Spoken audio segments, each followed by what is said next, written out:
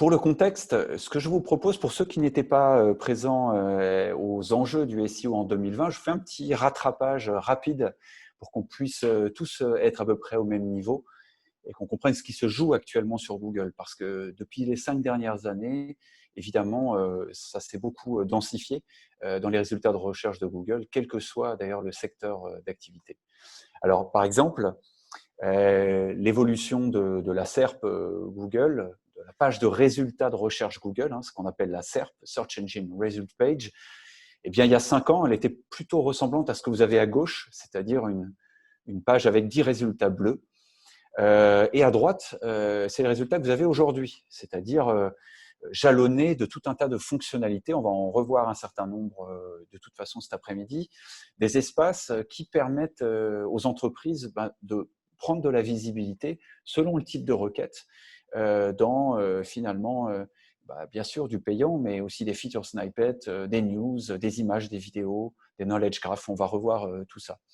Donc, ce qui est important de retenir, c'est qu'en 5 ans, tout a évolué et en 2020, il y a moins de 2% des recherches Google qui proposent des résultats comme avant, c'est-à-dire à 10 liens bleus. Finalement, dans 98% des cas, vous avez plutôt ce qui est à droite, donc des pages de résultats qui favorisent la diversité des réponses.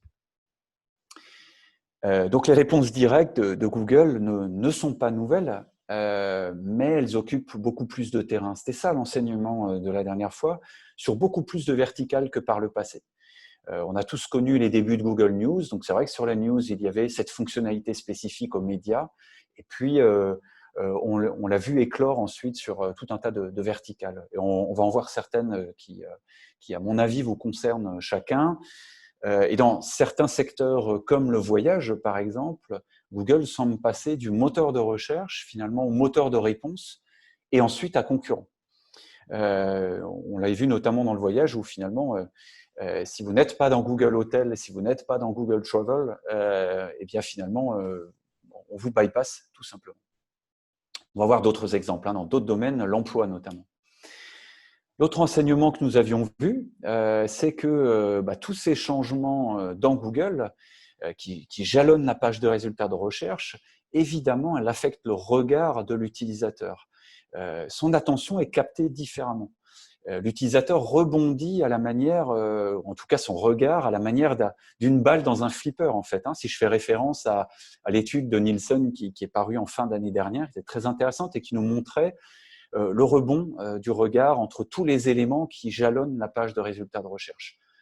Ça donne ce genre de choses, c'est traqué avec de l'eye tracking, et on voit justement que les résultats sponsorisés, les feature snippets, donc ces réponses rapides, on va voir des exemples assez concrets, les people also ask, des entonnoirs conversationnels, etc. Et tous les résultats visuels, eh bien, finalement, viennent capter le regard différemment. Et ce sont ces éléments-là qui vont déterminer les habitudes de scan, finalement, des internautes.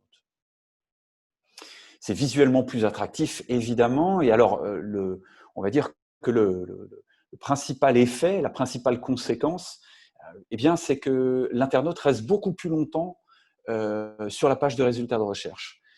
Et c'est bien ce que voulait Google, proposer plus de diversité, être plus complet dans sa réponse, qu'elle soit plus structurée également. On le voit à droite, il y a un graphe de connaissances que Google a structuré avec son intelligence artificielle. Eh bien, on reste beaucoup plus longtemps, près de 6 secondes, sur les résultats de recherche de Google lorsqu'on pose une question informationnelle. Voilà, et comme par exemple autour d'un personnage, contrairement à vraiment une poignée de secondes il y a quelques années. Je dirais que ça, c'est plutôt une opportunité pour les marques.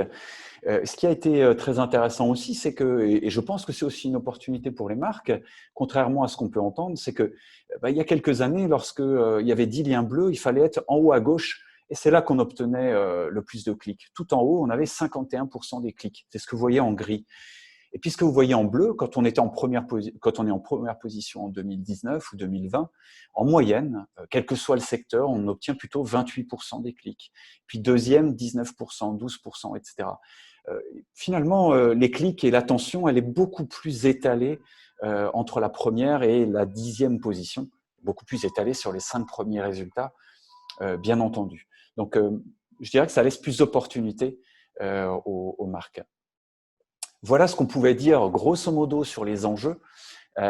C'était vraiment du rapide, mais c'est suffisamment important pour prendre le temps de le redire parce que tout a évolué.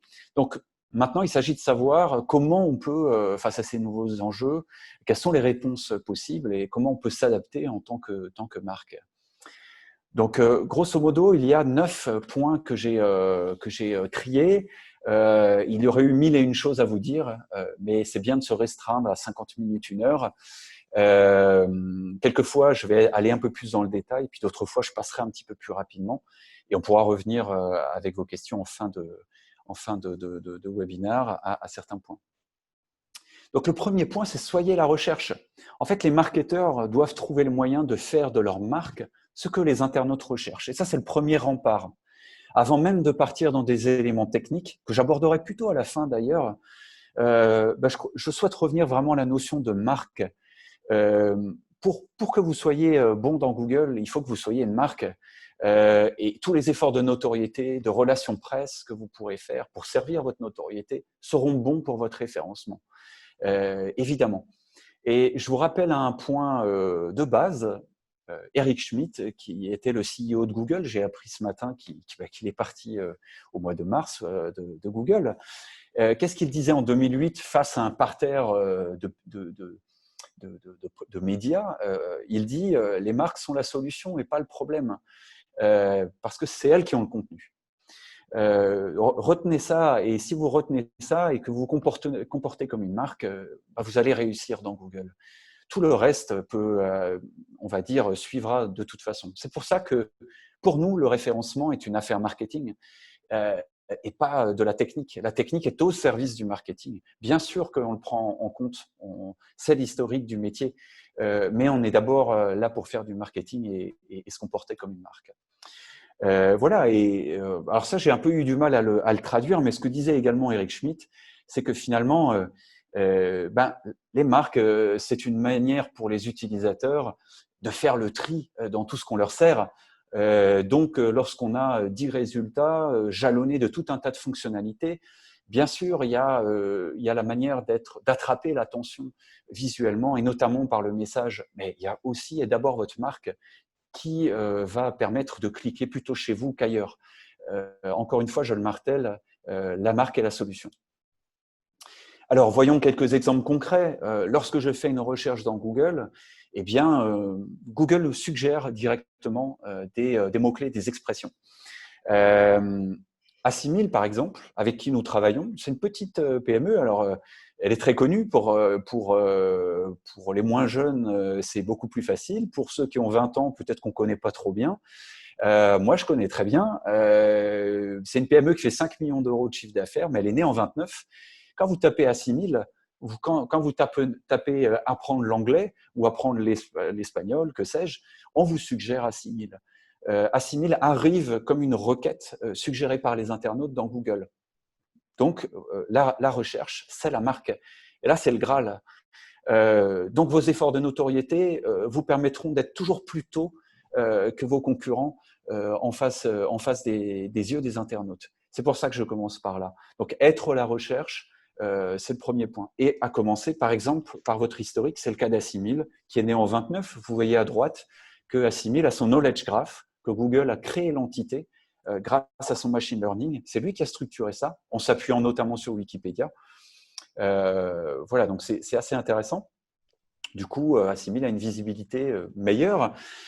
Mais de manière beaucoup plus récente, il y a quelques semaines, fin avril 2020, la Maïf prend la parole pendant le confinement et déclare « Nous remboursons 100 millions d'euros, ce qui est l'équivalent au résultat net de l'année dernière, et nous le redistribuons à nos sociétaires. » Parce qu'on considère que sur l'assurance auto, durant les 2 mois du confinement, il y aura eu moins de sinistres.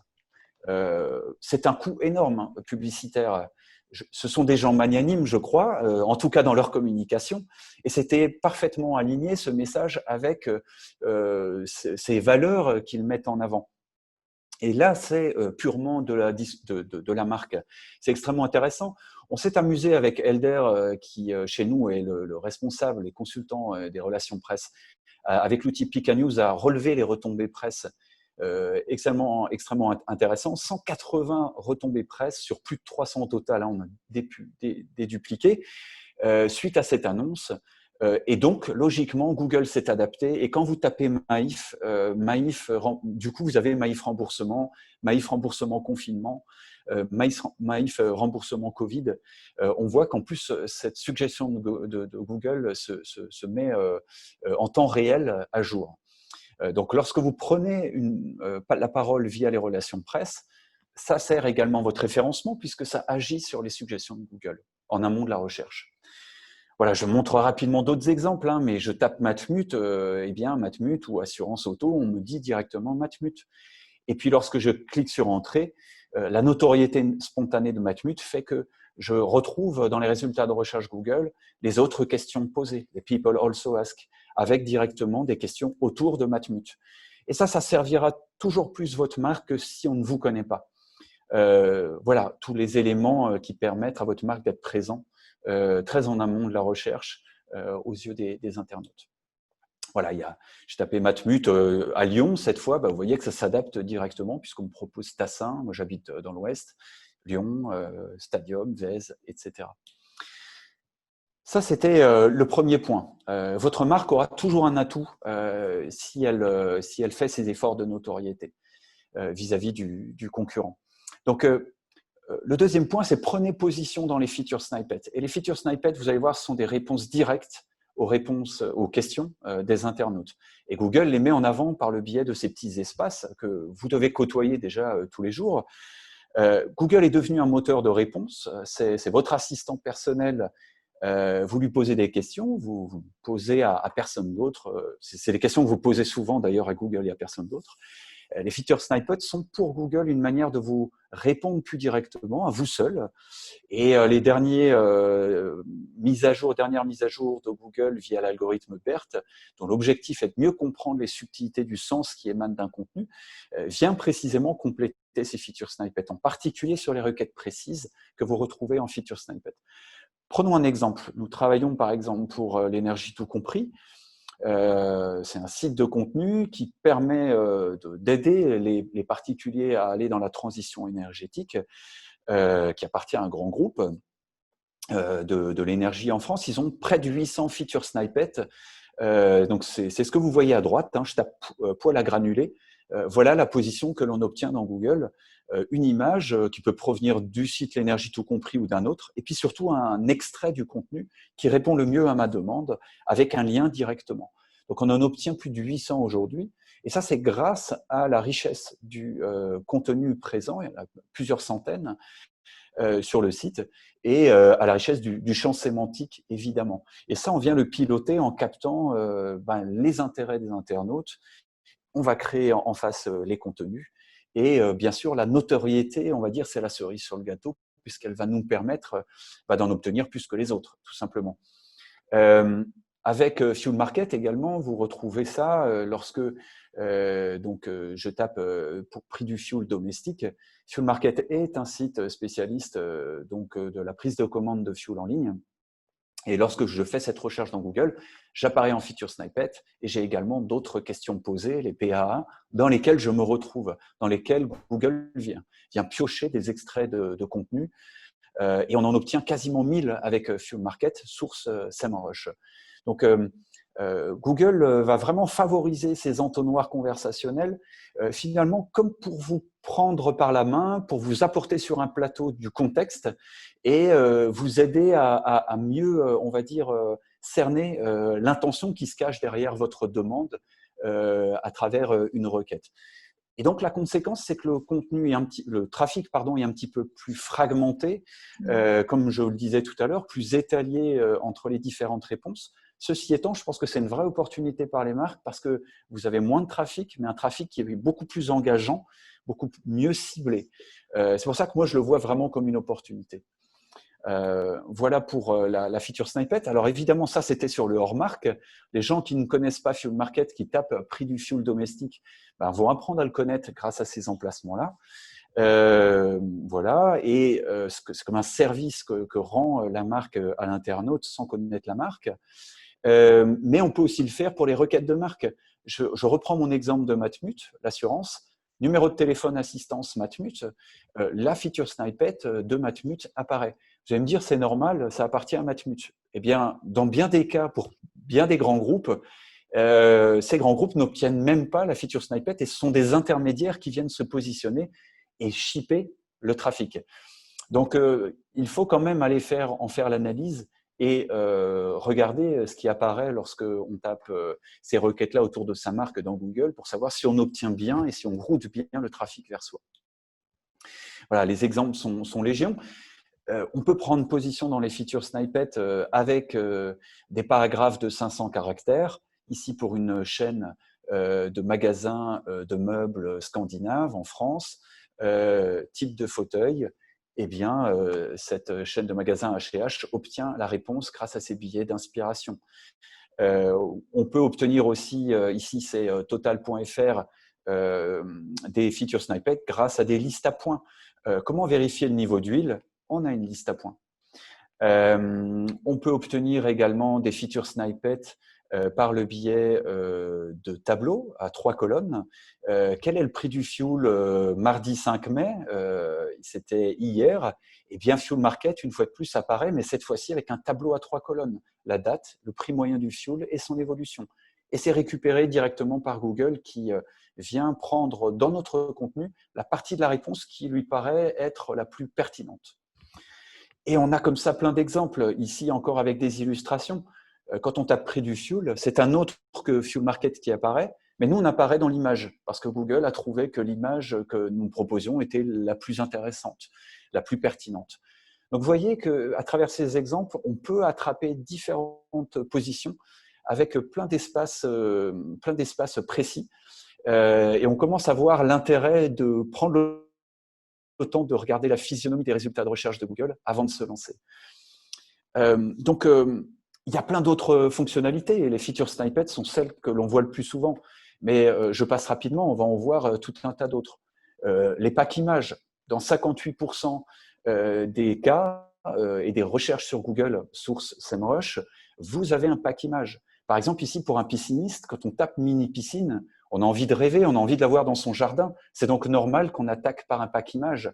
Et par exemple, Water-Air, qui est fabricant de piscines et notamment de mini-piscines, mais pas que, se retrouve en bas à gauche dans le bloc image et Google vient directement le récupérer sur sa page produit.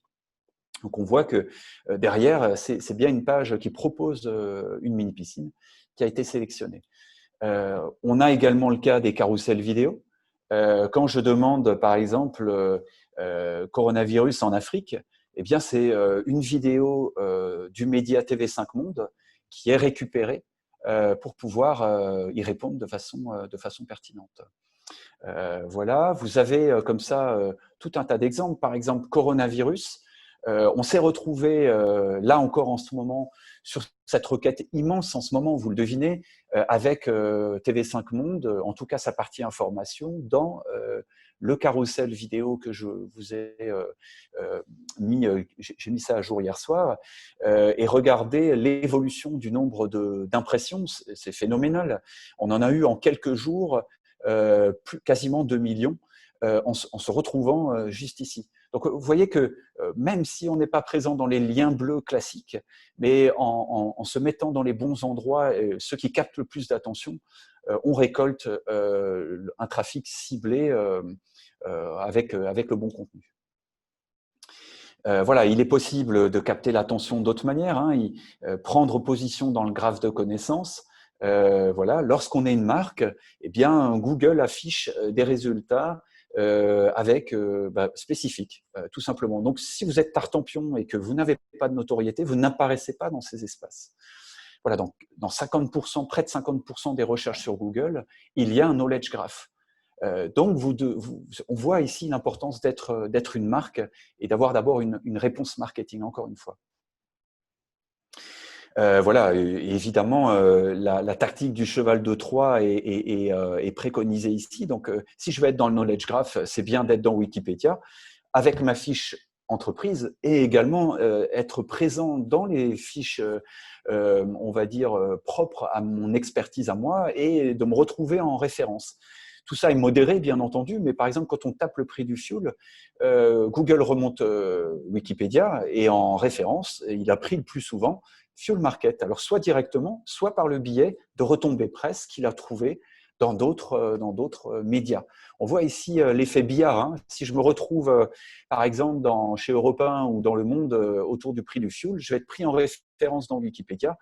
Mais c'est ma marque, finalement, qui est au centre du jeu. Donc, encore une fois, on voit tout l'intérêt de faire ce travail de relations presse ici. Voilà, une autre manière d'être très présent dans les fonctionnalités de Google, c'est d'être présent via Twitter. Quand vous tapez WAM référencement, parmi les réponses que vous retrouvez, c'est le fil Twitter, tout simplement, qu'on a rebaptisé d'ailleurs pour l'occasion, pour le confinement, Je reste chez WAM, et qui apparaît et qui remonte nos dernières discussions, nos dernières curations d'articles. C'est aussi une manière d'occuper l'espace et de montrer notre expertise. Voilà, espace qui pourrait être utilisé par des intermédiaires. En tout cas, l'une des fonctionnalités les plus spectaculaires mises en place par Google dernièrement, des verticales métiers, c'est celle de l'emploi. Par exemple, pour l'un de nos partenaires clients, dans l'emploi, lorsque vous tapez collaborateur comptable, eh bien, il y a directement une réponse verticale, un moteur de recherche d'emploi qui est remonté par Google, et on est parvenu à se positionner, vous voyez, je l'ai encadré, Faites Finance, grâce à l'emploi de données structurées qui disent à Google, nous sommes un site d'emploi, nous avons des emplois.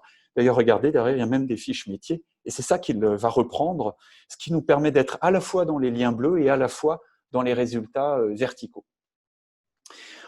Il y en a des dizaines, hein, comme ça. SEMrush, par exemple, je vous ai mis le lien, montre à peu près une quinzaine de fonctionnalités.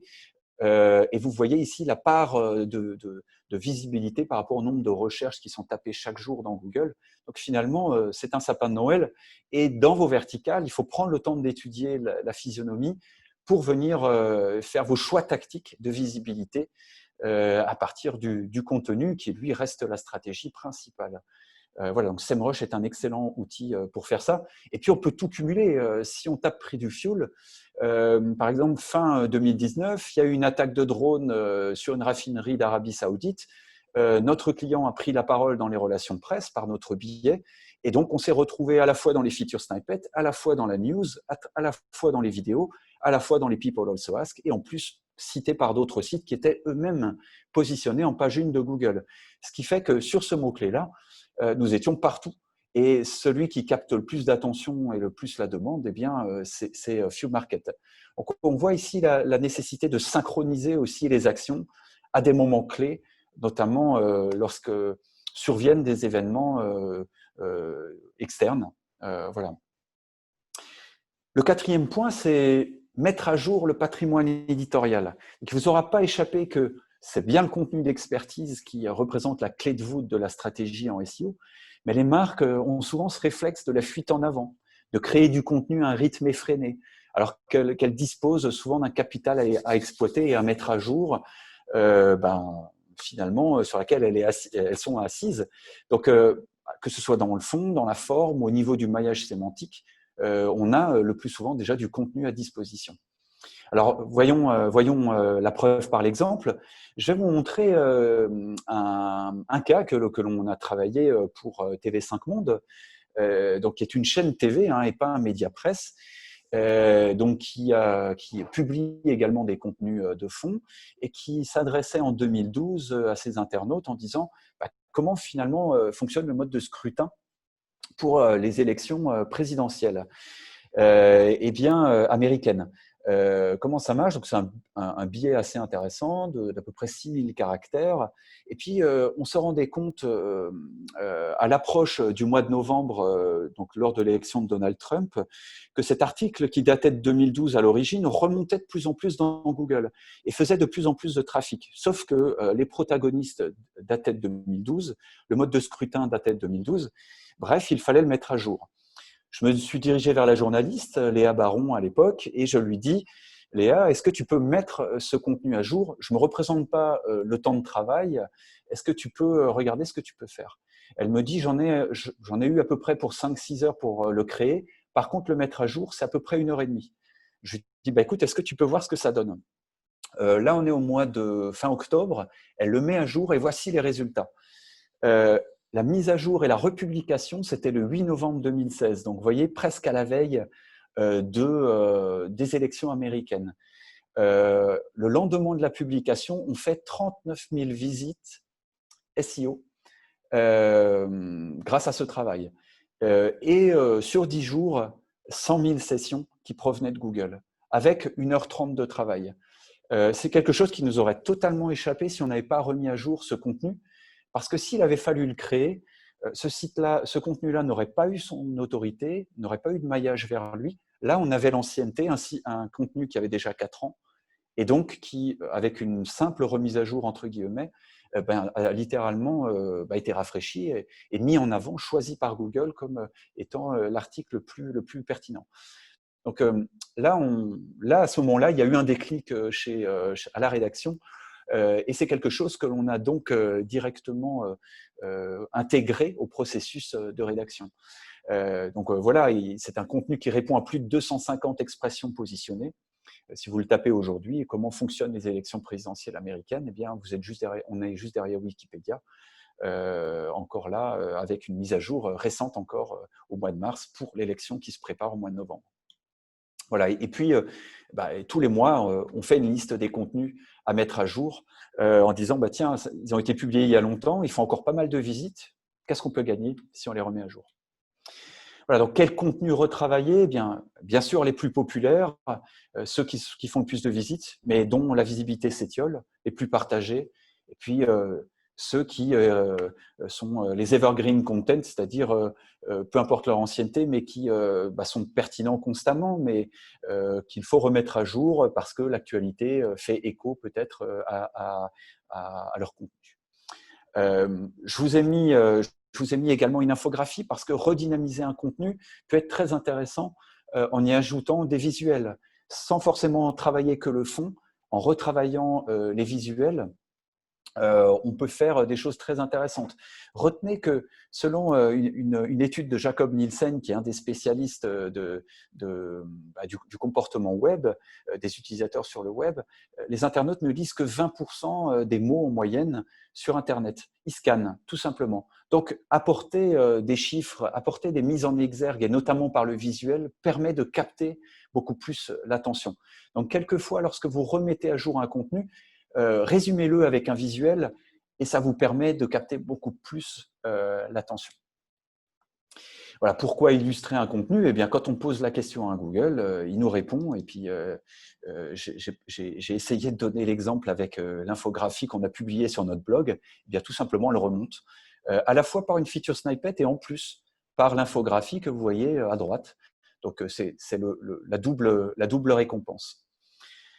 Donc, retravailler un contenu, finalement, si on le résume, c'est développer le contenu. S'il mérite d'être enrichi et complété, on peut changer son format, on peut intégrer des infographies, des vidéos, des photos, des tweets aussi, pour jalonner la lecture, la rythmer, réorganiser, synthétiser le propos, et puis changer ou préciser l'angle du contenu. Voilà.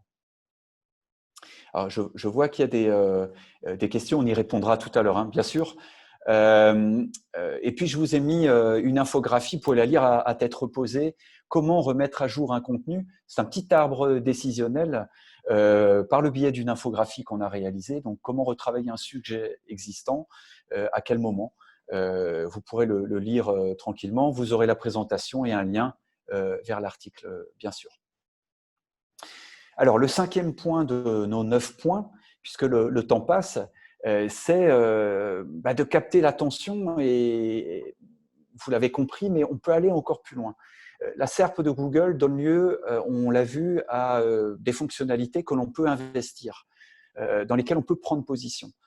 On peut remettre à jour nos contenus pour repartir à la conquête des premiers résultats de Google, et notamment en feature snippet, et notamment des résultats d'illustration. Mais il y a d'autres éléments qui sont remontés, d'autres mises en exergue qui sont remontées par Google, que l'on peut attraper via ce que l'on appelle les données structurées.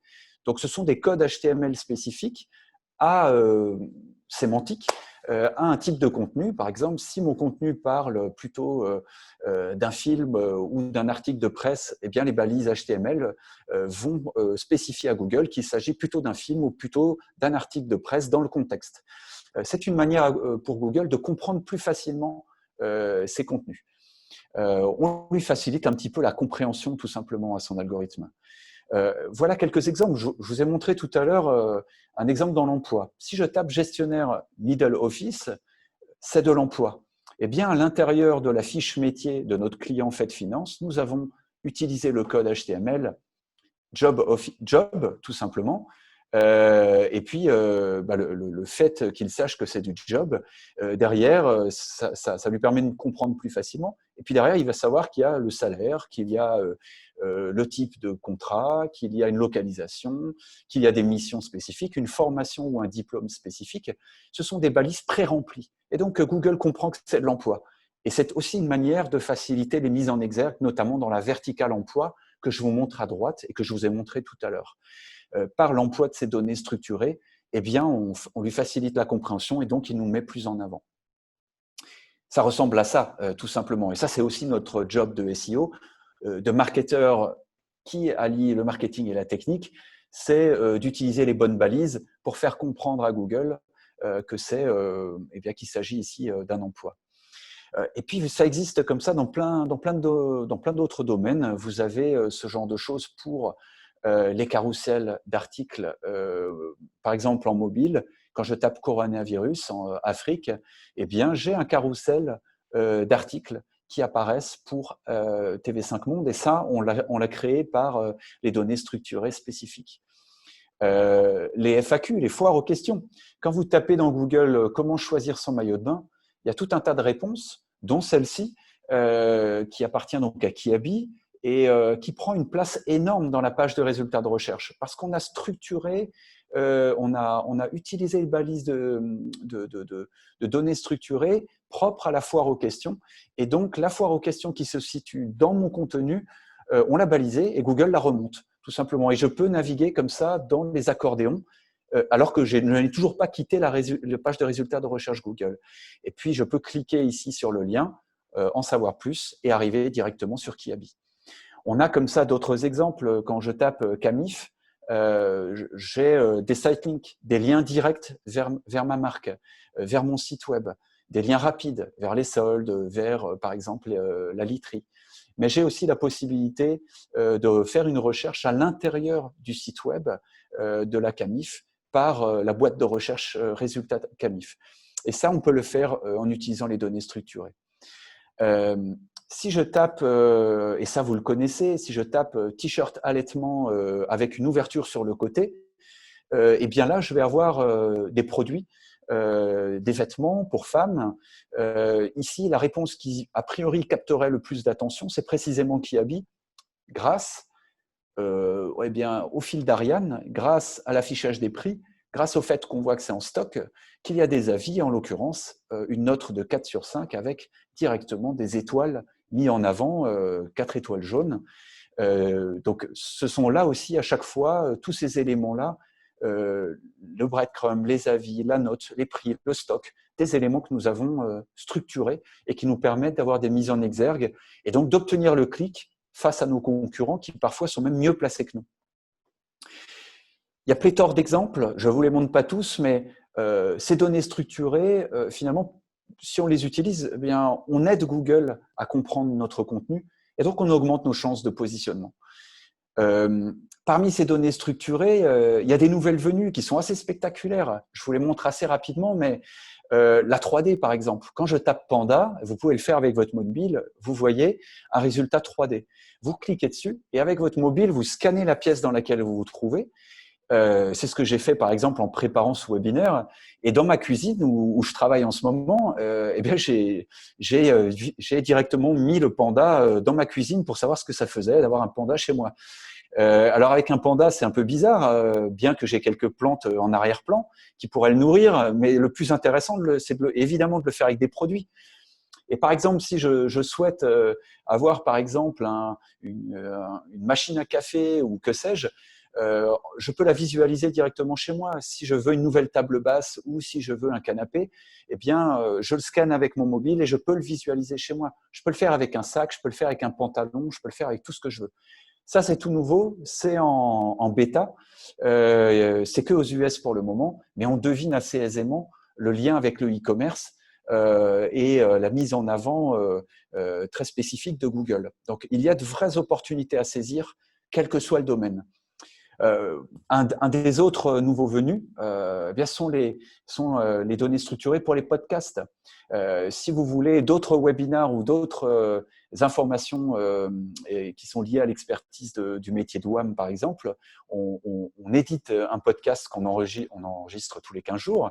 Et lorsque vous tapez podcast SEO ou podcast SEO français, eh bien, dans Google, vous retrouvez notre article, mais surtout vous retrouvez, et puis tous nos podcasts, et surtout vous retrouvez un carrousel de podcasts, il y en a d'autres, hein, bien sûr, dont le WAMcast, avec directement un lien vers le podcast de WAM. Et quand je clique dessus, j'ai accès à l'épisode sans quitter WAM, sans quitter Google, pardon. Et je clique sur lire l'épisode et j'ai directement le fichier audio. Et bien sûr, j'ai un lien vers l'épisode. Finalement, et c'est ça mon message, il y a plus d'une trentaine de données structurées qui donnent lieu à des mises en exergue particulières dans Google. Elles sont matérialisées chez Google par la Search Gallery. Je vous ai mis le lien. Je vous ai tout listé. J'ai souligné ce qui me paraissait le plus intéressant, dont ce que je vous ai montré là, et qui permet aux marques une vraie mise en avant. Donc, oui, le SEO s'est densifié. Oui, le SEO finalement attire de plus en plus d'entreprises, annonceurs et agences SEO. Mais il n'y a jamais eu autant d'opportunités. En tout cas, c'est notre point de vue chez WAM. Et puis, si vous hésitez encore, on a créé un petit arbre de décision qui vous permet justement de vous poser la question, est-ce que j'ai intérêt à y aller ou est-ce que j'ai intérêt, si le rapport gain-effort n'est pas bon, à laisser la place à un concurrent. Voilà, donc pour terminer sur cette partie données structurées et pour revenir aussi un peu à notre sujet qui est l'expertise de la marque, eh bien, il y a une donnée structurée qui est, je pense, assez sous-estimée et c'est ce qui m'a encore été souligné dans nos équipes en préparation de ce webinaire, eh bien, c'est la valeur de l'auteur. Parce que finalement, si je suis expert, ok, je peux être expert parce que je suis rattaché à une entité, c'est très bien. Voilà, WAM référencement est expert du référencement naturel, mais très souvent, ce sont des personnes qui ont cette expertise-là, qui sont reconnues comme telles par leurs pairs, qui sont reconnues par un collège de personnes dans un secteur d'activité. Et finalement, c'est ça qui fait la valeur du contenu lui-même. Et ça, on peut aussi le mettre en avant grâce à la balise author, qui elle-même se retrouve dans la balise de données structurées News Article. Donc, News Article est utilisé par exemple sur TV5 Monde, et on spécifie, je vous ai mis un exemple ici, le nom du journaliste chez TV5 Monde, qui est spécialiste, en l'occurrence, cette femme est en l'occurrence plutôt spécialiste des sujets, on va dire à connotation féministe, chez Information TV5 Monde, avec la chaîne, à travers la chaîne terrienne. Et ça, c'est possible de le mettre en avant et de dire à Google, nous sommes spécialisés là-dedans, et en l'occurrence, l'auteur est elle-même spécialiste. Et c'est comme ça que l'auteur pourra prendre une position probablement meilleure qu'un autre un peu moins connu. Et c'est probablement quelque chose d'assez sous-estimé aujourd'hui. À cela est rattaché un brevet chez Google qui s'appelle l'auteur vectoriel et qui finalement récompense cet élément-là. C'est-à-dire que Google pourrait repérer et examiner à travers ce brevet une phrase, un paragraphe, une collection de plusieurs paragraphes, une autre collection de plusieurs mots ou de requêtes rattachés à un auteur qui lui font dire « Ok, cet auteur-là est vraiment spécialiste et c'est lui qu'on doit mettre en avant. » Et surtout, il sait le repérer. Donc, différents auteurs peuvent avoir différents styles d'écriture, différents niveaux d'expertise et d'intérêt pour différents sujets. Et Google nous dit avec ce nouveau brevet, en l'occurrence, que sur les vecteurs d'auteurs, qu'il peut être en mesure d'identifier ces auteurs non étiquetés. Nous, on préconise quand même de mettre cette balise, mais vous voyez jusqu'à où Google peut aller avec le machine learning. Il serait capable de reconnaître la patte finalement d'un auteur et dire « Ok, ça c'est plutôt Victor Hugo que Shakespeare », si on voulait un petit peu caricaturer. Voilà, assez intéressant. En l'occurrence, on propose encore de mettre la balise auteur, bien que Google disait dès 2016, à travers ce tweet que je vous ai mis là, nous sommes suffisamment intelligents pour savoir aujourd'hui quel contenu est rattaché à quel auteur. Bon, moi je pense que la donnée structurée fait encore bien le boulot. En tout cas, ceci nous rattache à une autre notion fondamentale pour le SEO et pour réussir dans Google, c'est EAT. EAT, en fait, c'est un concept, ne prenez pas peur, qui est très simple et qui finalement dit tout simplement je serai valorisé dans les résultats de recherche si je suis expert au niveau de mon site, de mon entité, de mon contenu et au niveau de l'auteur, si je suis autoritaire, si on parle de moi, et si je suis fiable, si on peut me faire confiance. Et Google va utiliser pour ça, on va le voir, des quality writers, donc des humains, pour parfaire justement son algorithme de machine learning, qui en l'occurrence n'est pas suffisamment avancé aujourd'hui pour bien comprendre la parfaite pertinence d'un contenu et d'une entité. Donc, les quality writers sont là pour parfaire en filet son algorithme et lui dire « Non, effectivement, nous avons évalué ce contenu et même s'il avait échappé à ton algorithme, eh bien, tu peux l'inclure dans les bons résultats. » Donc, je vous encourage, et c'est mon 6e point, à valider votre pass EAT. Je vais vous montrer très rapidement comment on peut faire. En fait, qu'est-ce que c'est EAT? On va se mettre à la place d'un utilisateur. Je veux acheter du fuel. Le temps s'y prête, il fait froid. Donc, je vais acheter du fuel. Voilà ce qui va se passer.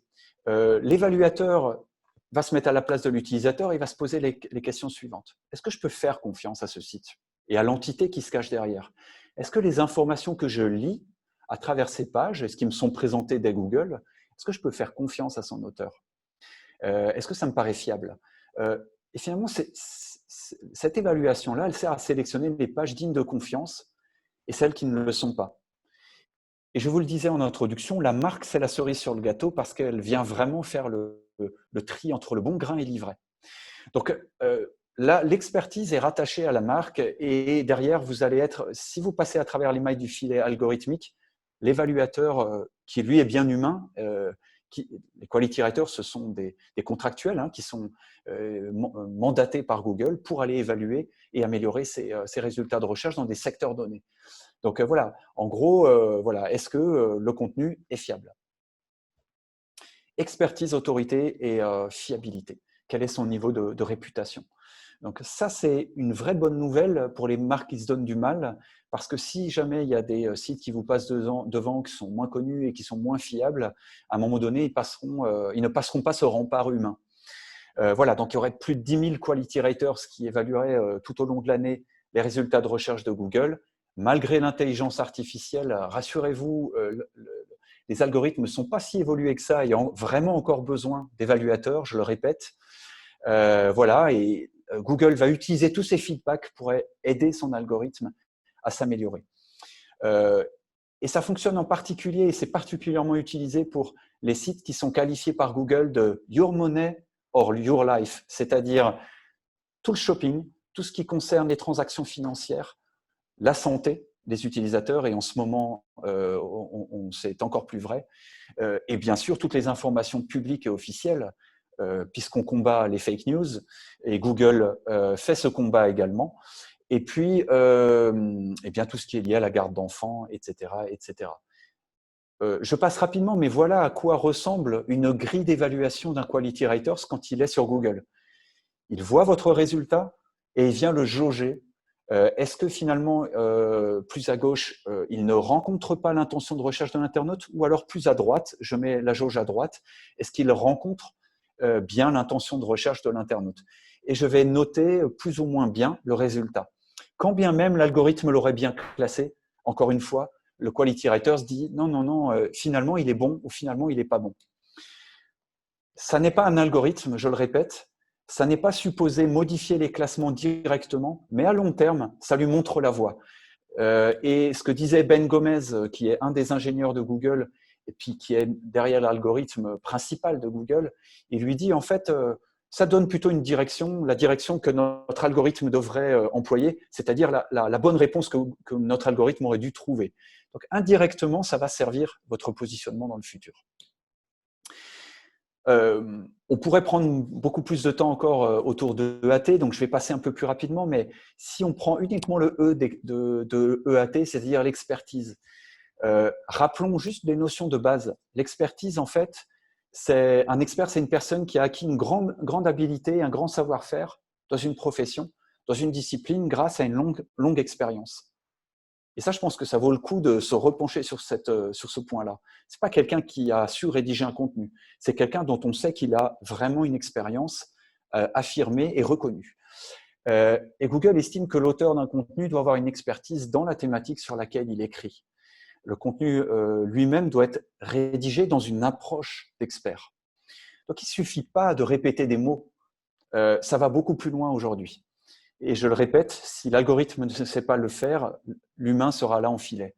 Donc l'auteur doit comprendre comment communiquer ses connaissances de manière à engager l'internaute. Il ne s'agit pas simplement de disposer des informations, mais également de savoir ce que souhaite son public et comment lui fournir les informations et de la meilleure des façons. On est bien loin du contenu qui répète des mots-clés inlassablement pour dire « j'ai une bonne densité de mots-clés ». Et je pense que ça vaut le coup de prendre un peu le temps. Ça veut dire quoi? Et je m'arrêterai un peu là-dessus. C'est que finalement, ce que vient évaluer l'internaute, c'est la rencontre d'une demande avec une intention. Et voilà les 4 niveaux ou les 5 niveaux que vient jauger un évaluateur. Est-ce que cette réponse rencontre complètement l'intention de l'internaute ou pas du tout? Et je vais dire fully meets ou fail to meet. Donc, je ne suis pas capable de… cette réponse n'est pas en face de l'intention, il est arrivé par hasard en haut, je le dévalue. Voilà. Et on peut procéder comme ça, et c'est ce que fait l'évaluateur pour la page d'accueil, une page produit, une page article, et pour l'intégralité de votre site web. On peut s'amuser comme ça pour toutes les pages à le faire. Je vous ai mis une grille d'évaluation qui a été faite par une agence anglaise qui s'appelle Distilled. Il y a 153 questions et vous pouvez vous auto-évaluer. Ça n'est pas un rempart, une garantie, mais si vous remplissez tous les critères, en principe, vous êtes, on va dire, EAT ready et vous passez cette évaluation avec brio. Voilà. On l'a fait par exemple ici pour le site Fuel Market dans le cadre d'une autre conférence qu'on avait présentée dans notre industrie en fin d'année. Et par exemple, pour une page produit, quand on tape prix du fuel et qu'on tombe sur cette page-là, eh bien, on tombe bien sur les prix du fuel domestique en France à une date donnée et on nous donne le prix. Donc, on a bien affaire ici à un expert. Hein. Et c'est finalement tout ce travail-là d'évaluation qu'il faut faire. Et vous le faites d'ailleurs depuis Google, ensuite directement sur votre page sur votre site web et sur tous les éléments qui composent votre page. Par exemple, ici, les avis valident toute la confiance que donnent les utilisateurs à notre page. Donc, les avis ont un impact, évidemment, pour valider la qualité du contenu.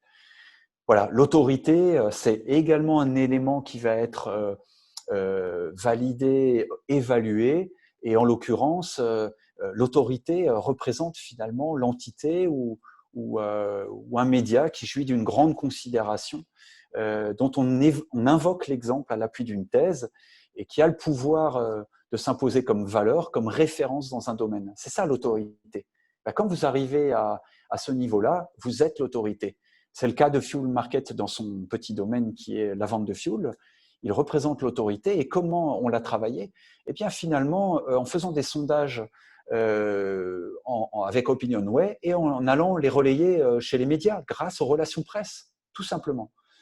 Et lorsqu'il y a, et ça on le fait depuis plusieurs années, et lorsqu'il y a des événements qui surviennent, ou un grand froid, ou un événement sur le cours du pétrole, et en ce moment on en vient, et bien finalement la télévision ou les médias appellent notre client et lui disent « Est-ce que tu peux venir intervenir et comme tu es expert, nous donner ton avis sur la chute ou la montée du prix du fioul ?» Lorsque vous êtes l'autorité, vous avez gagné. Voilà pourquoi on relie toujours à la marque. Et là, c'est bien ce travail de relation presse qui permet à la marque d'être l'autorité. Et l'évaluateur va repérer cette autorité en allant voir si la presse, les médias font référence à votre marque. Et là, vous cochez, c'est l'évaluation qu'on voit à gauche, la case la plus élevée voilà, dans cette évaluation. Et voilà ce que ça donne, je vous l'ai montré tout à l'heure, quand on tape prix du fioul, si vous avez bien fait votre travail de relation presse, si tout est aligné, on vous retrouve directement et indirectement par le biais des médias qui vous relaient. Alors, on vous retrouve aussi dans Wikipédia et tous ces éléments-là vont dans le même sens et abondent. Et puis, si je finis sur la fiabilité, rapidement, la fiabilité, bien sûr, ça désigne une personne, une entité de confiance. Et puis, ça décrit un sentiment de sécurité. Tout simplement, il faut être rassurant. Et bien sûr, par la véracité des informations qu'on retrouve sur le site. Et comment on peut le vérifier? Par les avis présents sur le site. Puisque je vous montre ici, les avis sur Fuel Market permettent aux utilisateurs de dire « Ok, je vais commander chez lui au-delà du prix, a priori, le service est fiable. » Toutes les possibilités de paiement, il y a 3, 4, 5 possibilités de paiement. C'est aussi une marque de fiabilité. Il y a 3, 4, 5 possibilités de contacter directement, indirectement, par téléphone, par chat, l'entité, même par les réseaux sociaux. Et bien sûr, il y a les avis clients. Tous ces éléments-là viennent abonder dans le sens de la fiabilité. Et c'est ça qu'on vient évaluer. Voilà. Donc, si vous placez, et c'est ma conclusion sur la partie EAT, avant d'aller sur la dernière ligne droite, si vous placez vos utilisateurs au centre de vos préoccupations, vous n'avez rien à craindre d'EAT, ni des mises à jour algorithmiques de Google.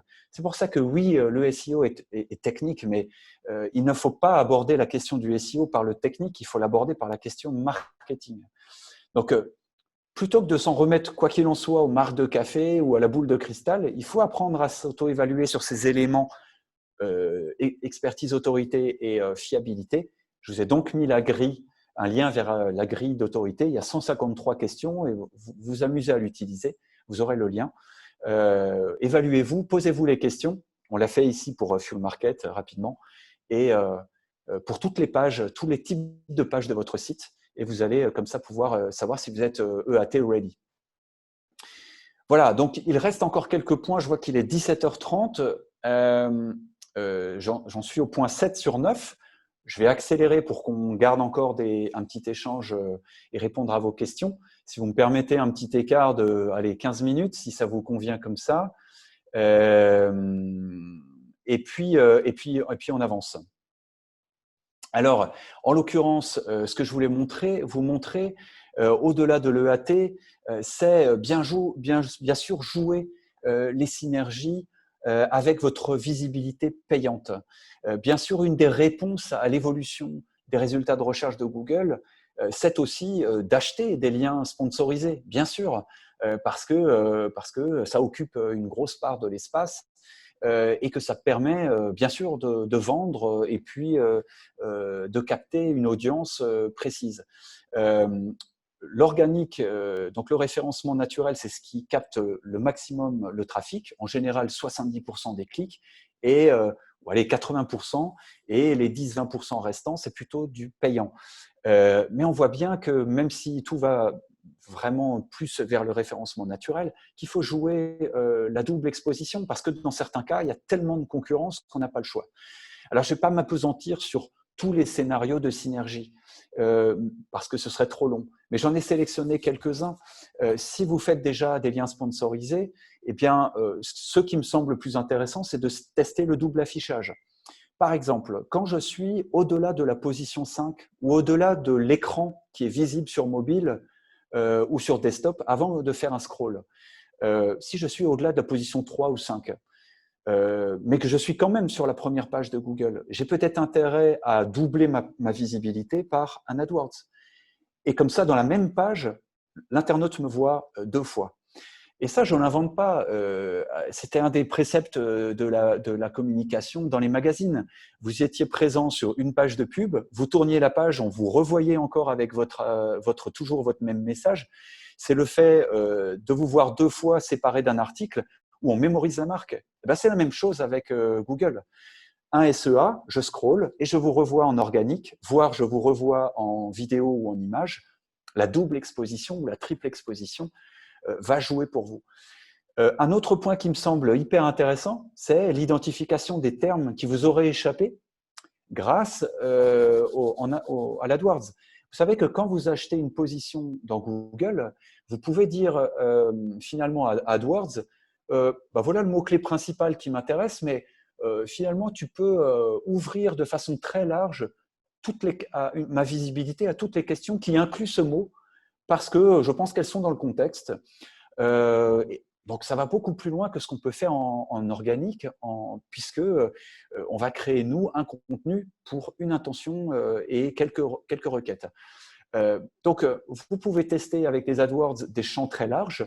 Et puis, quand vous voyez qu'il y a des requêtes qui cliquent beaucoup et qui fonctionnent bien, qui vous auraient échappé pendant l'étude mots-clés, vous les récupérez pour l'organique et vous créez un contenu qui va bien. Ça, c'est des mécaniques on va dire, de vases communicants qui sont hyper intéressantes et qui sont très souvent oubliées, jugées trop simples, alors que ça fonctionne très, très bien. Et puis peut-être un dernier, parce qu'il y aurait plein d'autres choses à dire. J'en ai listé 2 pages, mais vous pouvez le regarder à tête reposée. Tester des landing pages. En AdWords, ça va très, très vite. En quelques minutes, vous testez un mot-clé, une accroche avec un titre, une accroche avec une description, et vous testez une accroche sur une landing page avec un call to action vers un objectif qui peut être une vente, une inscription à une newsletter, télécharger un livre blanc, que sais-je. Ça va très très vite comme dispositif à mettre en place. Eh bien, si ça fonctionne en AdWords, réutiliser ces bonnes pratiques en organique. Là aussi, très souvent, les cloisons ne s'ouvrent pas entre les deux. D'ailleurs, c'est très souvent confié à 2 agences différentes. Pas de problème. Mais pourquoi on ne les met pas autour de la table ensemble et pourquoi on ne réfléchit pas ensemble ? Sachant que Google, votre budget, vous arriverez toujours à le dépenser. Ça peut coûter très très cher. Ouvrez les cloisons, jouez les synergies. Il y en a comme ça tout un tas. J'en ai listé, vous voyez, une quinzaine. Voilà, donc ça c'est de l'autre côté. Il y en a plein qu'on peut tester comme ça en se mettant autour de la table et on peut largement alimenter l'année avec l'agence AdWords. Donc nous, on est spécialistes du naturel, on est 30 personnes et on fait que ça. Et on pense que l'AdWords, c'est un autre métier, c'est une autre spécialité, ce pas les mêmes outils, ce pas les mêmes logiques. Mais en revanche, on s'adresse à un utilisateur. Mettons-nous autour de la table et réfléchissons ensemble. Pourquoi ? Parce que finalement, on pense que le search, c'est le SEA plus le SEO. Et le point de convergence, c'est l'utilisateur. Donc, il faut le penser d'un seul tenant. Et je pense qu'il faut, comme je le disais, lever les cloisons. Et puis, ce sont 2 pratiques interdépendantes, réfléchir ensemble. Et encore une fois, je le répète, ce n'est pas du tout incompatible de le confier à 2 agences. C'est quelque chose que l'on pratique 9 fois sur 10 avec des confrères, et ça se passe vraiment super bien.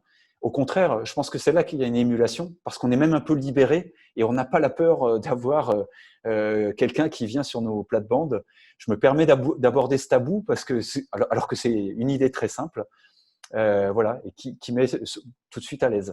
En d'autres termes, il faut chercher la rentabilité du search sur l'ensemble du search et non de façon séparée. Voilà, tout simplement.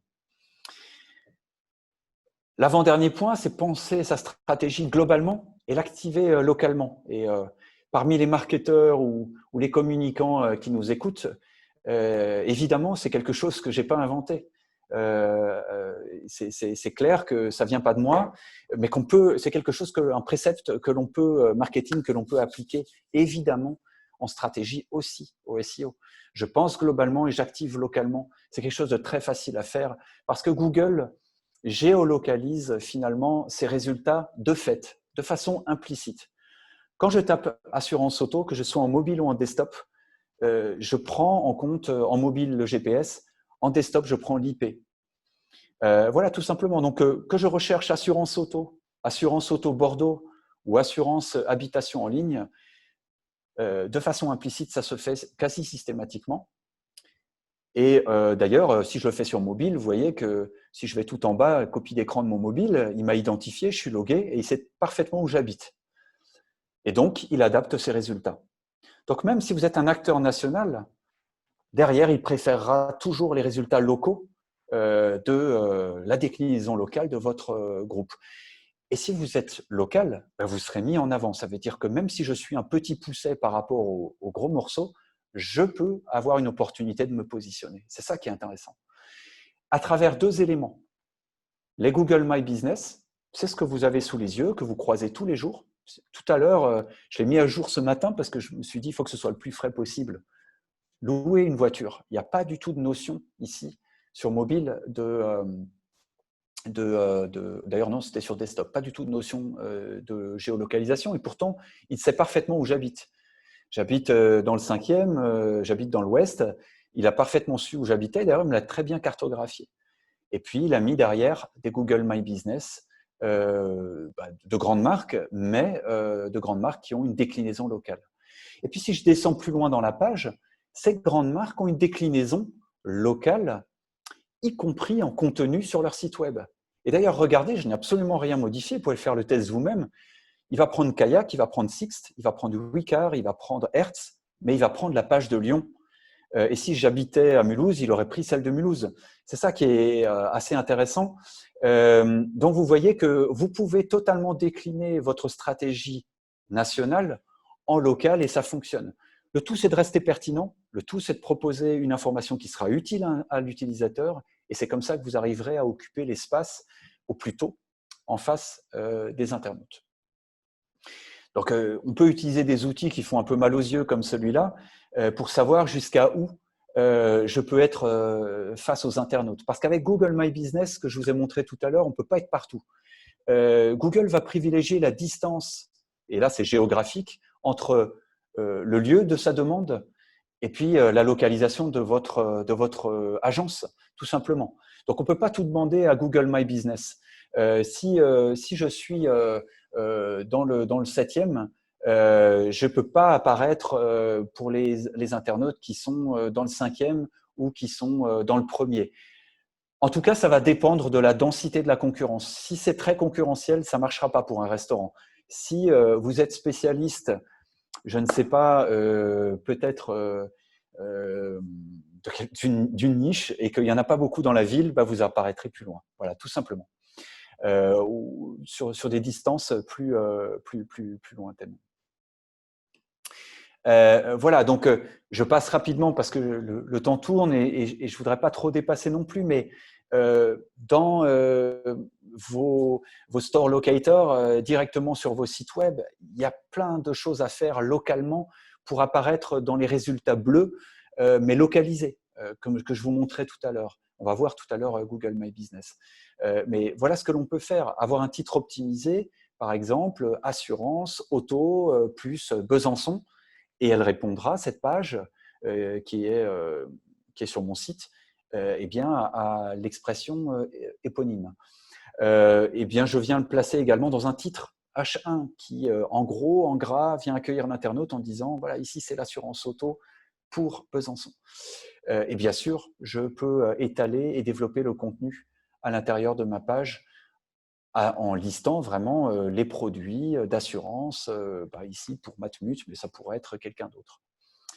Sur Google My Business, il y a plein de choses à faire. Google My Business, gratuitement, Google met en place énormément de fonctionnalités. Les horaires, d'ailleurs les horaires pour le Covid, des foires aux questions, des photos, des vidéos, des posts des produits. Vous pouvez vous passer limite d'avoir un site web et uniquement d'exister grâce aux fonctionnalités de Google My Business. Et plus vous remplissez ces fonctionnalités, plus vous êtes mis en avant. Et bien sûr, les avis, vous retrouvez tout ce que je vous ai dit tout à l'heure, les avis, les horaires qui assurent la fiabilité, les modes de paiement, etc., etc. C'est la même chose, mais appliquée à Google. Et c'est comme ça que vous apparaissez mieux, finalement, dans les résultats de recherche localisés. Voilà, donc les principaux facteurs qui influencent les clics de l'internaute localement, bien évidemment, c'est la présence du pack local, c'est le fait que vous ayez introduit la notion de géolocalisation dans votre discours, l'affinité avec la marque, bien sûr, voilà, et puis la relation entre le message exposé et affiché dans les résultats et la demande de l'internaute.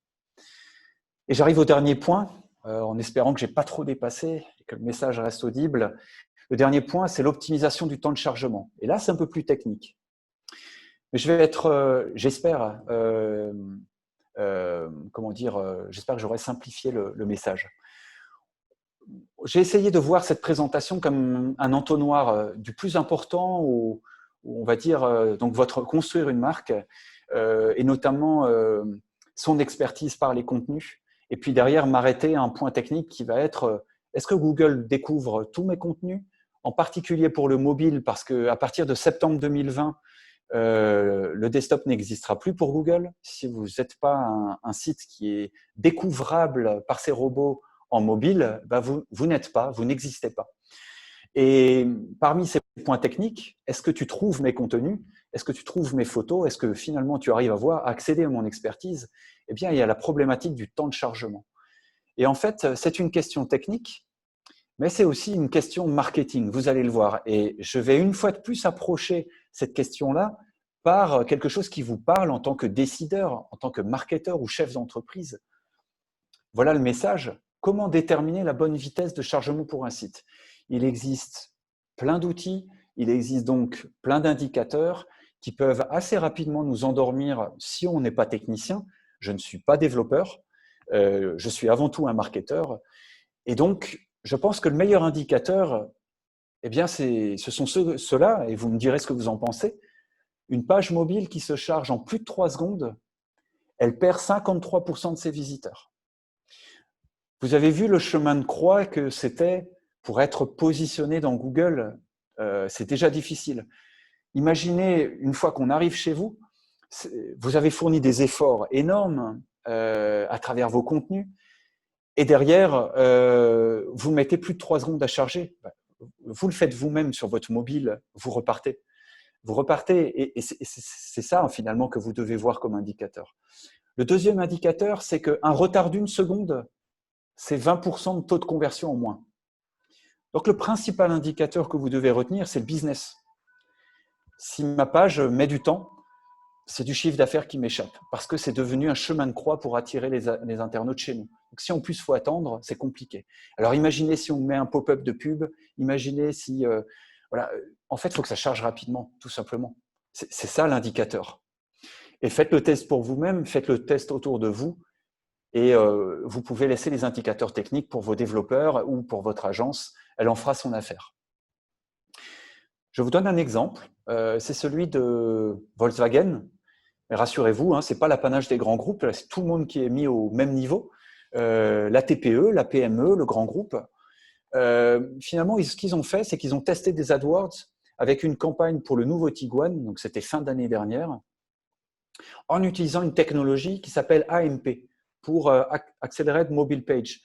Retenez juste que c'est de l'HTML simplifié qui permet de charger beaucoup plus rapidement une page. C'est tout ce qu'il faut retenir. C'est une technologie Google qui est mise en open source pour tout le monde. HTML simplifié. On l'utilise, soit dit en passant, pour TV5 Monde et ça nous permet de remonter beaucoup mieux dans Google pour toutes les recherches d'actualité sur mobile. Eh bien, en fait, retenez juste une chose. Qu'est-ce que ça change pour vous, utilisateurs? C'est quand vous faites une demande et quand vous cliquez ou quand vous cliquez sur une publicité, ça charge instantanément. Mais quand je dis instantanément, c'est qu'il n'y a pas de temps de latence. Et en fait, ça fait toute la différence. Et lorsqu'ils ont fait ça pour une campagne de publicité dans El País, qui est un peu l'équivalent du Monde en Espagne pour Volkswagen. Eh bien voilà les résultats qu'ils ont obtenus. Et ça, je pense que ça vous parlera plus qu'en tant que développeur. Et finalement, ils ont eu un engagement et un nombre de visites plus élevé. Donc, nombre de visites plus 80%, un taux de conversion plus 76. Moi qui suis dirigeant d'entreprise, ça je comprends. Voilà, donc si AMP, ça me permet d'aller plus vite, parfait, on fait de l'AMP. Voilà, et donc derrière, je peux vous montrer, bien sûr, si pour le coup, vous avez plus la casquette technique, des indicateurs. Et pour ça, il y a la Search Console de Google qui gratuitement vous donne la vue de Google sur votre site, notamment technique, et qui vous dit si votre site est rapide ou pas. Et je terminerai là-dessus, je passe très rapidement. Voilà, ici, pour l'un de nos clients, il nous dit il y a quand même 13 000 visites qui, vraisemblablement, sont beaucoup trop longues, jugées trop longues, ralenties. OK, très bien. C'est-à-dire, alors là, je passe les indicateurs techniques, mais il y a deux gros indicateurs qui sont utilisés par Google. C'est le premier, c'est tout simplement le temps qui sépare l'affichage des premiers éléments qui permettent une première interaction avec le résultat. Donc, j'ai les premiers éléments qui s'affichent et jusqu'à ce que je puisse bouger ma souris dessus et cliquer sur quelque chose, il s'est passé combien de temps? Ça, c'est hyper déterminant. Si c'est trop long, je repars. Ça s'appelle le First Input Delay. Et puis, un autre point, c'est le FCP, First Contentful Paint, c'est-à-dire le moment où le navigateur affiche les premiers éléments sur la page, et ce qui me permet d'attendre. LinkedIn l'utilise super bien, c'est-à-dire souvent, même si la connexion est un peu longue, il commence à vous afficher grossièrement les premiers éléments. Et en fait, on fait tous pareil, on se dit « Ah, ça commence à s'afficher, je reste ». Voilà. En fait, c'est une petite technique qui vous permet de rester, tout simplement. Voilà. En gros, ces deux indicateurs-là, faut juste retenir ils sont soit rapides, soit moyens, soit très lents. Si c'est plus de 3 secondes, c'est lent, comme je vous l'ai dit. Et si c'est 1 seconde ou moins, c'est très rapide. Et c'est tout ce qu'il faut que vous reteniez. Et c'est comme ça que vous devez piloter en tant que décideur. Voilà, et puis je passe rapidement après sur les rapports techniques, mais voilà grosso modo ce qu'on doit retenir. Et le plus souvent, ça tient à quoi? À des images, si je suis e-commerçant, qui sont trop longues à charger. Ou alors j'ai du tracking pour ci, pour ça, et donc j'ai fait appel à plein de petits fichiers JavaScript qui viennent traquer plein de choses. Il faut les regrouper pour que ça charge plus vite. Souvent, c'est ça que vous devez modifier, mais très souvent, ça tient aux images. Voilà, je passe rapidement. Simplement pour vous donner un exemple, pour un de nos clients, vous voyez, c'est un de nos chefs de projet qui me l'a montré, qui me l'a donné pour en faire la démonstration. Et on va finir là-dessus. Et bien finalement, au mois de mars, il y a un certain nombre de nos préconisations qui ont été mises en place sur ce site. Et on voit dans le graphique du haut, et vous voyez en bas tous les chantiers techniques. Donc ça, c'est plutôt si vous êtes un peu dev. Mais si vous n'êtes pas dev, ce que vous devez retenir, c'est le graphique du haut. C'est-à-dire que le temps de chargement baisse à mesure qu'on a finalement rempli les chantiers, mis en place les chantiers, tout simplement. Et un temps de chargement pour un site e-commerce, ici, c'est tout simplement du chiffre d'affaires supplémentaire. Voilà ma conclusion. Et merci d'être resté parce que j'ai débordé. Tester, tester, tester. Moi, je vous ai donné des repères. Ça n'est surtout pas dogmatique. Et c'est surtout pas exhaustif non plus. Faites vos propres tests. Faites vos propres expériences dans votre domaine. L'agence est là pour vous donner des repères, pour vous guider. Et ensuite, vous devez finalement tester vous-même. Et soyez créatifs. J'ai plein d'autres choses à vous montrer. J'aurai encore plein d'autres choses à vous montrer. Il y a un prochain webinaire la semaine prochaine. Mais il y a des centaines de combinaisons tactiques à expérimenter. C'est ce qui rend notre travail extrêmement intéressant. Voilà, il n'y a surtout pas un menu qui dit que ça fonctionne comme ça. Voilà, tout simplement. Merci beaucoup de votre attention et je vais répondre à vos questions en reprenant toutes les questions que vous m'avez posées. Si vous voulez en savoir plus, je vous ai mis dans la présentation des liens vers nos podcasts qui abordent des points, qui font des zooms sur des points que j'ai abordés dans cette présentation qui était dense, et des articles si vous voulez aller plus loin, alors soit sur le blog de WAM, soit sur le Journal du Net, sur Abondance, qui sont des sites spécialistes, notamment sur la question SEO. Voilà, pour vous permettre d'aller plus loin. Et puis, on continuera ce cycle de webinaires mercredi prochain à 10 h sur comment rédiger des contenus utiles à l'utilisateur et puis performant sur Google, parce que je pense que c'est un bon complément de ce qu'on a pu voir. Je vais reprendre vos questions. Alors, soit vous avez des questions spontanées, alors n'hésitez pas à me les poser en live. Il n'y a pas de questions idiotes, hein, surtout. Et puis sinon, je reprends vos questions directement sur le fil. J'ai une question, David, s'il vous plaît.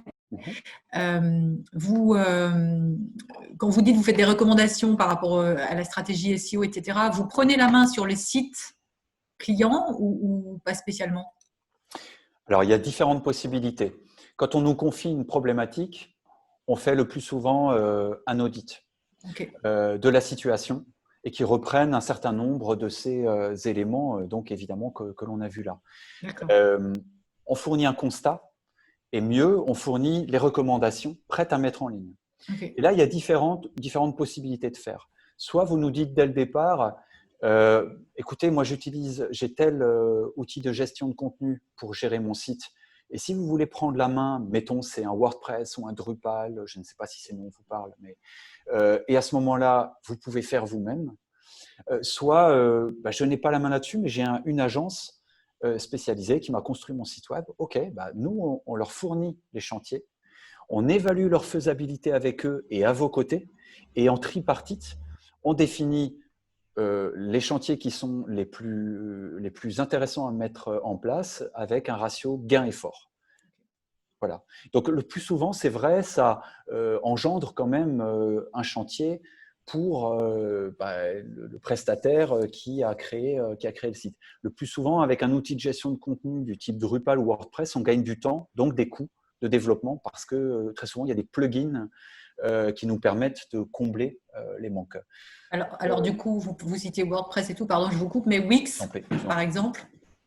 Alors pour Wix, je ne le connais pas bien, c'est une solution propriétaire, mais je sais qu'ils sont alertes quant au SEO. On est en 2020, ils ont forcément dû se mettre à la page. Je n'ai jamais eu de cas, mais ça doit tout à fait être faisable sous Wix, je suppose. Après, peut-être que la contrainte, j'essaye de partir sans a priori, c'est que comme c'est des solutions toutes faites, très souvent, elles ne sont pas trop malléables. Mais je ne la connais pas bien, donc je ne la juge pas. Voilà.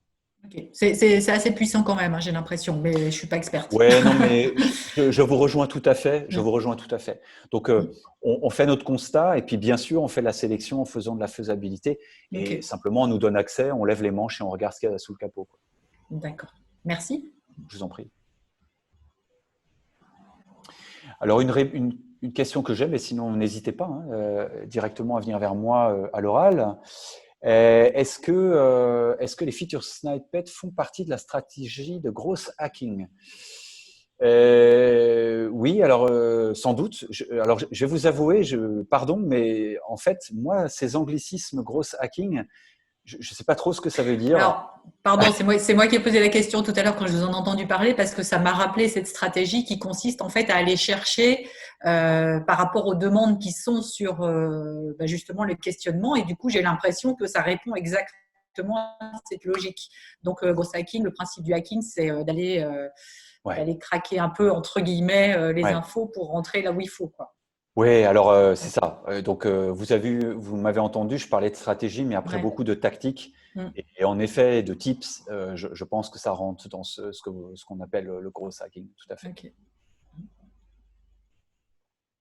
Alors est-ce lié au nom donné à la photo, le fait d'apparaître dans les images, notamment? Il y a un triptyque, mais ça peut aller plus loin, qui est le nom de l'image, la balise alternative de l'image qui sert à Google à comprendre le contenu de l'image. Cette balise lui permet, on indique tout ce qui lui décrit. Ceci est une piscine carrée, plutôt de petite taille et voilà, de fabrication water-air. Et voilà pourquoi elle apparaît, tout simplement. Puis le troisième point, c'est la légende. Et pourrait y avoir un quatrième, c'est la présence de cette image dans le contenu qui, lui, a un certain calibrage aussi. Et si cette image est entourée elle-même de contenu qui parle de mini-piscine, vous avez le quatuor gagnant. Voilà. Et on pourrait rajouter un 5e point pour avoir un quintet, c'est ça. On va dire ça comme ça. C'est le temps de chargement. Voilà.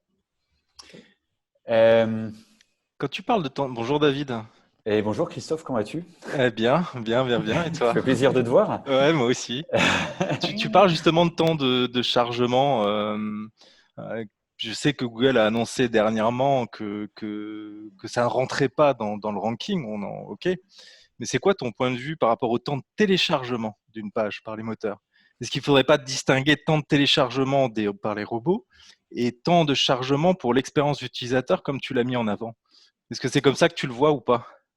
Oui. Je suis complètement d'accord avec toi. Alors, Google disait, ça rentre en compte, mais il y a un faible poids. Sur cette image-là, je ne réponds pas à tout, mais sur cette image-là,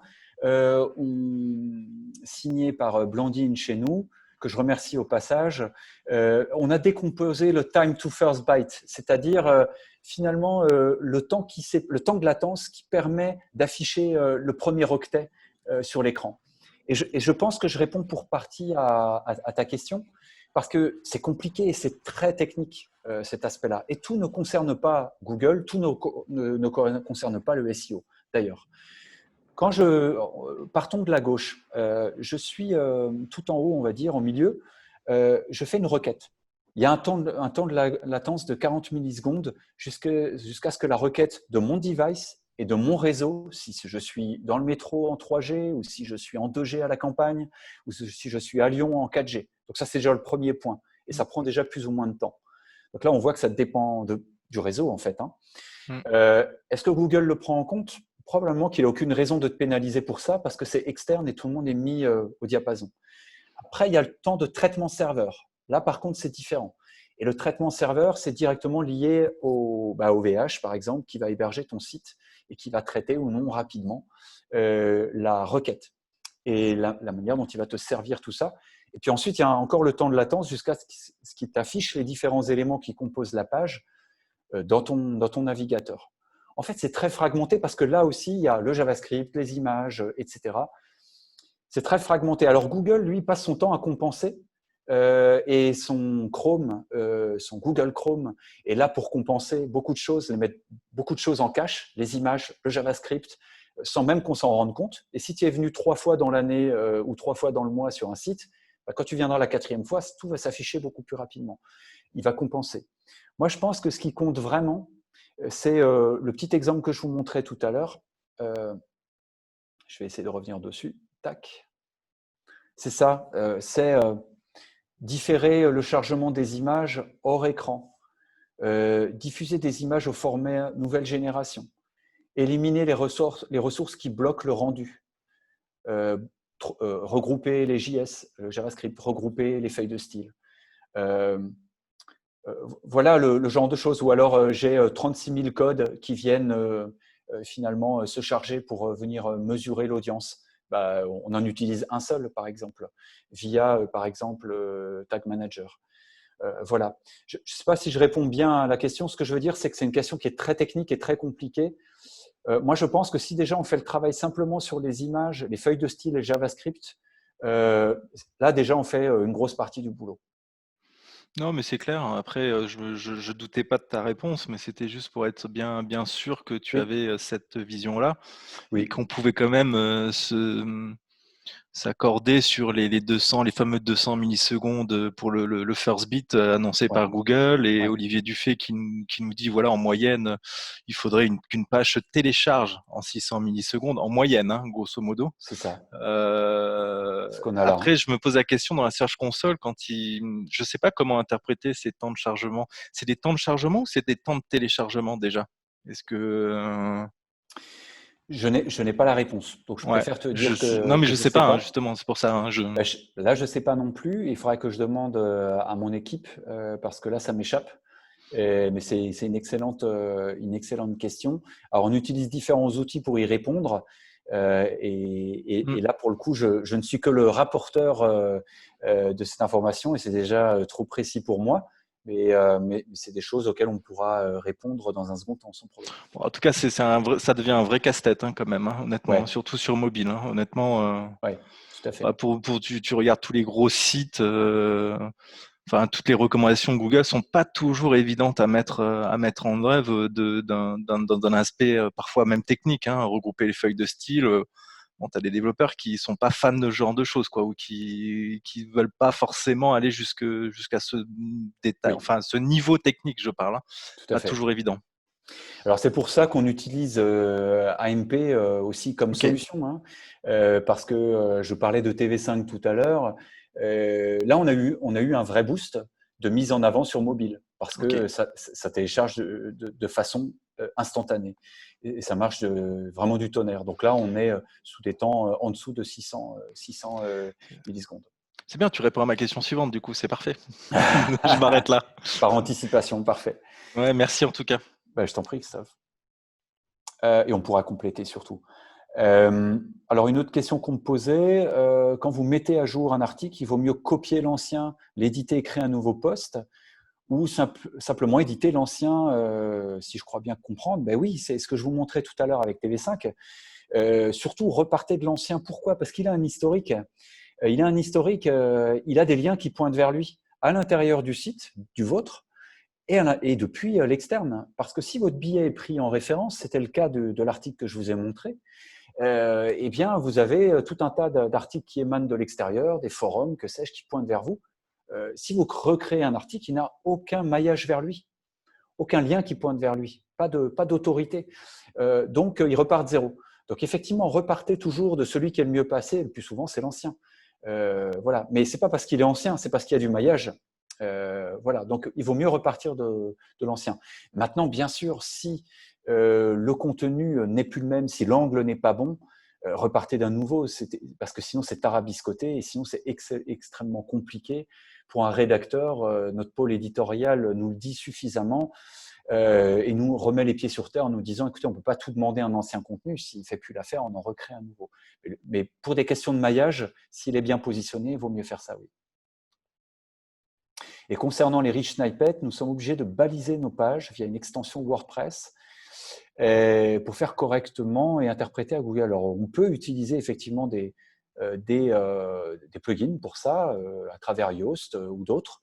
C'est vrai. Mais sinon, vous pouvez simplement utiliser les solutions que propose Google dans ses pages au webmaster, donc soit l'HTML, soit le JSON, LD.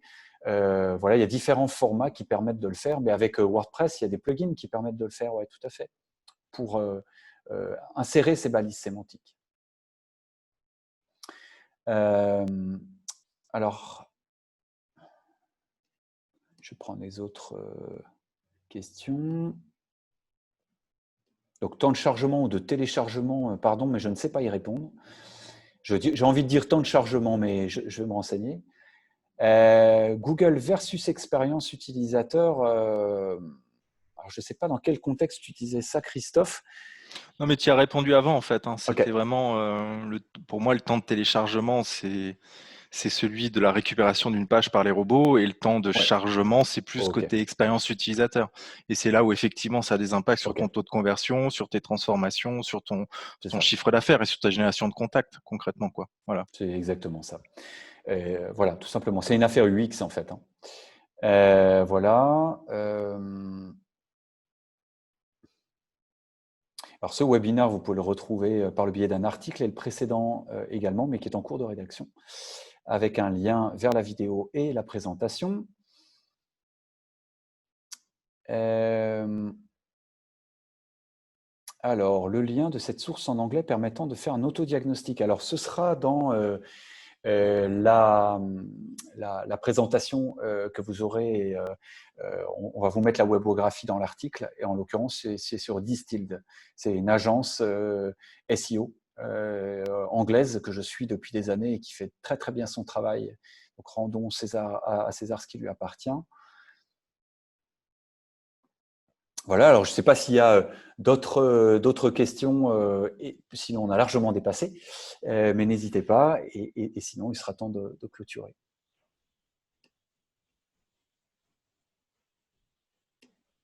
Non, mais c'était super intéressant. Merci beaucoup.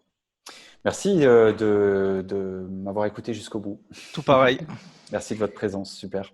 Et puis, à bientôt peut-être pour d'autres questions. Voilà, sur avec des plaisir. sujets à développer. Très bien, merci de votre présence en tout cas, merci. Merci en tout cas David, et puis à bientôt. À très bientôt. Au revoir. Bonne soirée à tous. Bonne soirée à tous. Je vais répondre peut-être à la dernière question, Oui. si la personne est encore là. C'était est-ce que je peux faire un site complètement en AMP ou uniquement un contenu? Alors, c'est une super question et c'est ça l'intérêt d'AMP. C'est que pourquoi Google a créé AMP? Simplement parce que toutes les entreprises disaient la même chose à Google.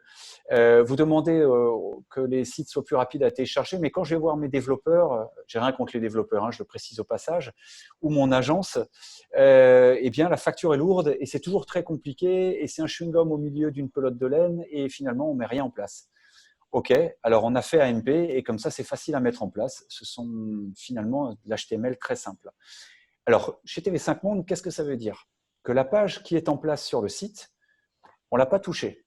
On a créé son jumeau en HTML simplifié AMP. Et d'ailleurs, elle s'appelle pareil, sauf qu'elle se finit par égal point d'interrogation AMP. Donc on a doublé, on a fait un jumeau simplifié. Et comme ça, on n'a pas passé par le Presta, on n'a pas passé par le Dev, bref, on s'en fiche, on n'a pas à passer finalement par une contrainte. Et on utilise la solution tout de suite, prêt à être mis en marche. Et c'est pour ça que c'est extrêmement intéressant. Ça, c'est le premier point. Et donc, ça veut dire qu'on peut faire que des pages, une page. Ça veut dire que je peux faire des landing pages pour mes AdWords. Je peux faire une page, je peux faire uniquement la partie blog. Donc, je vous le rappelle, pour information TV5 Monde, ce sont des articles. C'est pas l'entièreté du site. Donc, je peux faire soit tout le site, soit juste quelques pages. Et c'est extrêmement malléable et très facile à mettre en place. Et d'ailleurs, on peut utiliser les plugins WordPress faits pour ça. Voilà, on l'a testé pour quelques pages du site WAM. Et Google, je vous le redis, c'est pas du tout le diable souvent que l'on décrit. Il passe son temps à compenser les erreurs des webmasters et des agences. C'est assez intéressant. Donc une conversion de l'existant, c'est complètement ça. Exactement, on fait je réponds à Anna, on fait un double, un jumeau simplifié. Et voilà, tout simplement.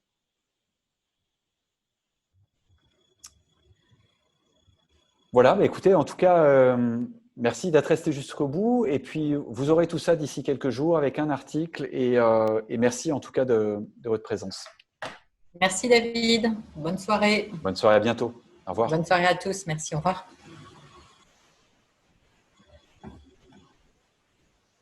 Merci Gaël pour l'organisation. Et merci à nouveau à Gaël, absolument. Merci encore.